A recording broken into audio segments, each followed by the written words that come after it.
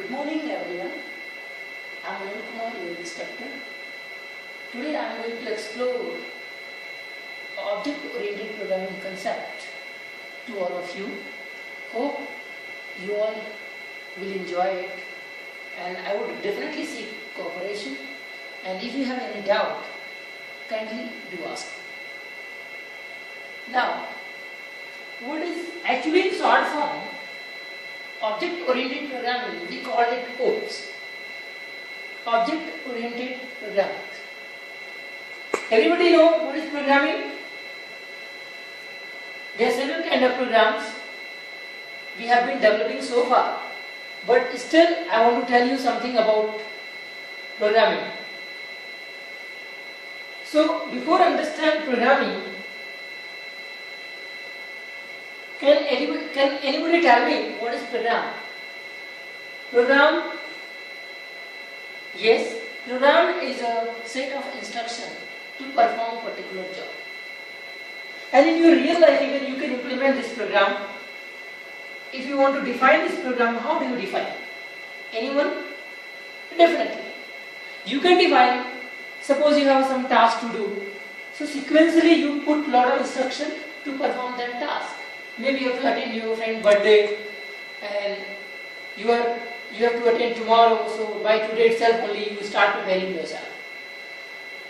And you are putting lot of instruction over there, that how I will prepare myself, how shall I move there, what vehicle I will choose, what dress I will be having with me. So those things are part of instruction, and when compiled all together, that become one program.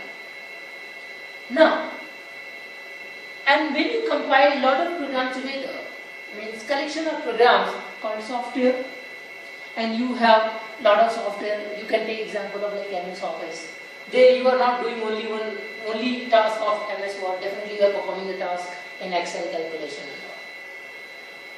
So just to implement or just to design a program, we need languages. And as we know that language is the mode of communication through which we can communicate with anyone.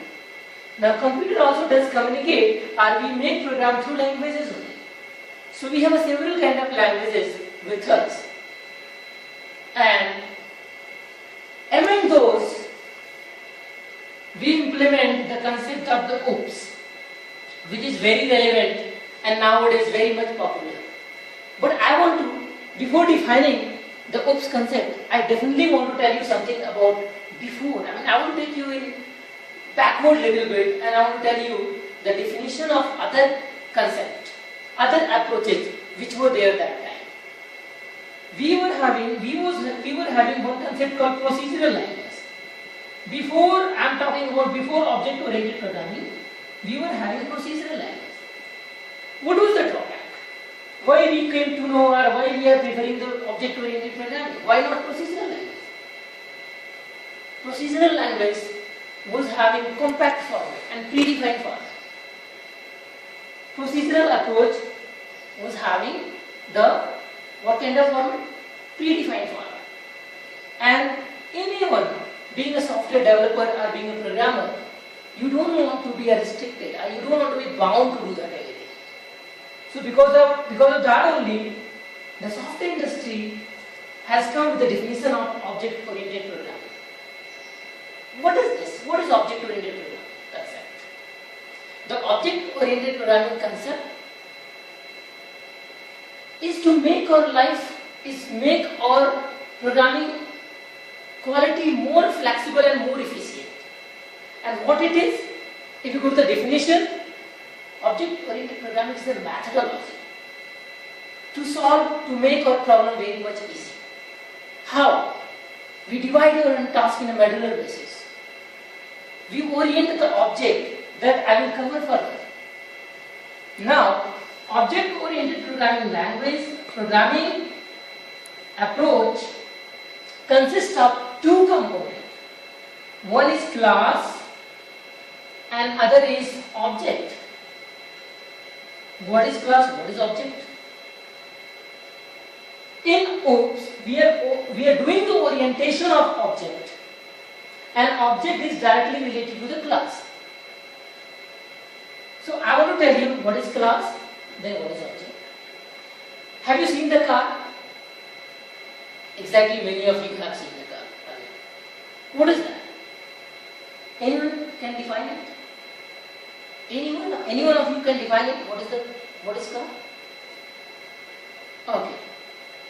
When you are talking about a car, we assume that there will be four-wheel, steering, gear, and beautiful look, like what you have dressed up. Okay, but very much important point is that, does car exist? Can you tell me some name? Okay, BMW, very good name. Endeavour, okay, that is also a very beautiful name. Now you tell me, when I talked about the car, this BMW and Endeavour is a category, or is a type of car, or is what? Car is basically conceptual model. Car is basically conceptual model. I want to tell you the definition of the class. Then I will implement that definition through this object.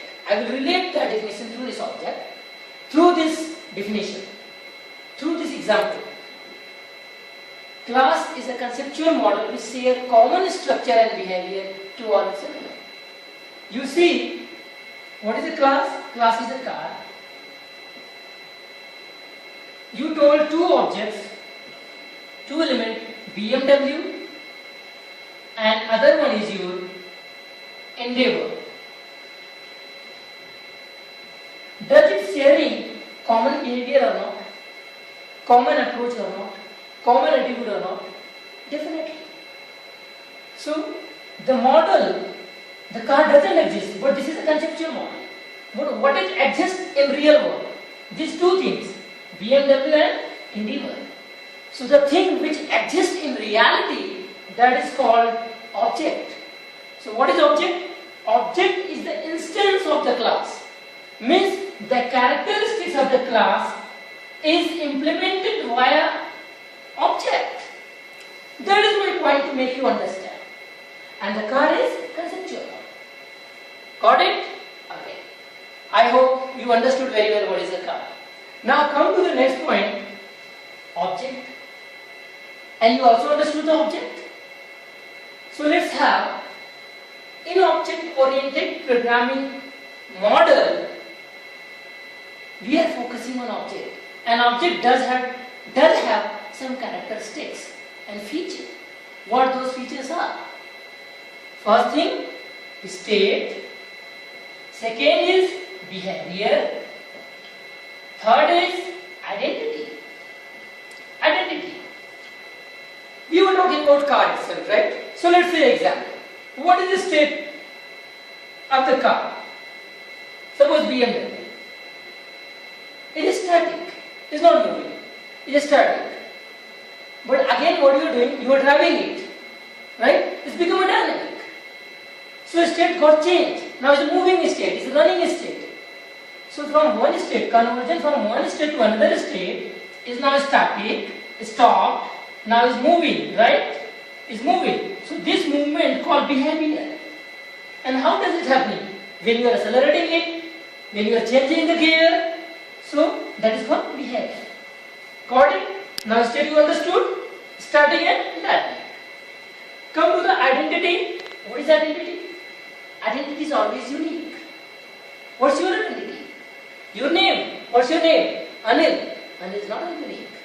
You can have many Anil. But what is it? Unique. Unique is your CID number, your passport number. That is unique. And that's what we want out here to implement. So for car, what would be there? Okay, number, engine number, model number of the car can be identity. Okay. So identity would be the model number, engine number of the car. So these are the characteristics of the object. Now when we will be doing the programming, we will be implementing these all things. What is the state, what is behavior, and what is identity. Apart from these all things, we have some other features also which we are going to talk about. On which we are going to talk about. You can see what are the other features? The four main important pillars of the object-oriented programming apart from objects. The first one is your, on which really our OOPS concept relying on. The first one is your abstraction. Second one is your encapsulation. Third is your inheritance. And fourth is your polymorphism. We have several technology belongs to the different vendors, and those vendors, those technology also can implement the concept of the object oriented. Because as I said, this is a methodology, any programming technology can implement it, right? So but those programming technology has to follow these four features, which is very much relevant. If you are not going to implement these features in your technology, means you are not going to fulfill the requirement of the implementing this OOPS feature in your technology. Now see, so I want to tell you about what is abstraction. Abstraction. Let's say example. Abstraction is basically to providing you relevant data which is important for you. Now we have an example like you drive car sometime or bike. Okay, bike. You ride on bike, what do? You accelerate the bike, you change the gear, you use the brake. But do you sometimes focus on that how this brake is functioning? Or do you focus on sometimes that how this gear is working? Or when you just moving your accelerator, pushing it little bit, and how your bike is moving faster and faster? Have you noticed it? Or do you sometimes concentrate? Never. Only we are focused on just to ride it. Just to ride on a bike. And moving faster and faster and faster. Right? We don't focus on that, how this mechanism, what is the mechanism of this bike, how this gear is work, how this accelerator does work. Right? So that is not all important. So which is not relevant for us. What is relevant? Gear, definitely. Brake, definitely. Accelerator. And definitely whole bike. Right? But not mechanism. So those things are abstraction. And second part is encapsulation. Come to the second, encapsulation. What is encapsulation? When we do the programming, or in our real life also, have you seen the capsule? Have you seen? I will tell you the definition. Encapsulation means, in programming or in technical term called hiding data. The data which is not relevant for you. Right? That is for encapsulation. Have you seen the capsule? Okay. In capsule, what is there? There are some ingredients. So when you have to eat the capsule, what do? You open it and then eat, or you just directly eat it? Definitely, what do? You directly take it inside. Okay? So what is not relevant? You don't want the ingredient inside. And you don't want to look at the ingredient inside, you want to see. You don't want ingredient inside, but yes, you want to have those features so that you can implement it further. So encapsulation means hiding data which is not relevant for you. So we never notice to the hidden part, only we want our output, right? Now third is inheritance. What is inheritance? Anyone? Do you know what is inheritance? You don't know? Definitely you don't know. But what is the literal meaning of inheritance? Okay. You are son of your father. Inheritance, if you see the definition of the inheritance, when classes, one class derived from other class, means when child class derived from base class, that is called inheritance. Means you have base and you have a child. Now, correlate. Your father is a base, and you are son, and you are a child, right? Do you access properties of your father or not? And you have, you took a birth and then you have a separate home and everything. Would you tell me? Okay. So definitely you access the feature of the properties of your father's. Maybe his car, maybe his house, lot of things, all the property you use. Okay? So, being a child class, being a son, you are accessing all the properties, right? So this is what? Inheritance. I can't access your father properties. Do you think can I? I can't access. I never belongs to you. I'm a separate guy. But yes, you can definitely access the properties of your father. So this whole concept called inheritance, and how we will implement it further, that we'll learn in the next class and another session. Polymorphism. This is a Latin word called poly and morphos. Poly and morphos. This is Greek and Latin word. Poly means many, morphos means form. Many form. But being a programmer, sometimes we get confused. What is many form and how do we implement it? If I give you a real life example, you may understand, because we do tell and we are emphasized to tell that the object-oriented programming approach belongs to a real life. So how does it happen? Let's say with an example. I'm what I am right now. I'm your teacher. I'm your instructor. What out of the class what I am for you? Very friend. For my sister, I'm a brother. For my mom, I'm a son. So one person playing a different role in a different time. What is called? Is a whole cycle is moving around a single person. So one person does have many forms or not? Does have? So this is called polymorphism. Means many forms. And how shall we do it? We'll do in a class. We'll do in the next session. How shall we implement these all feature whatever incorporated. Okay, thank you so much.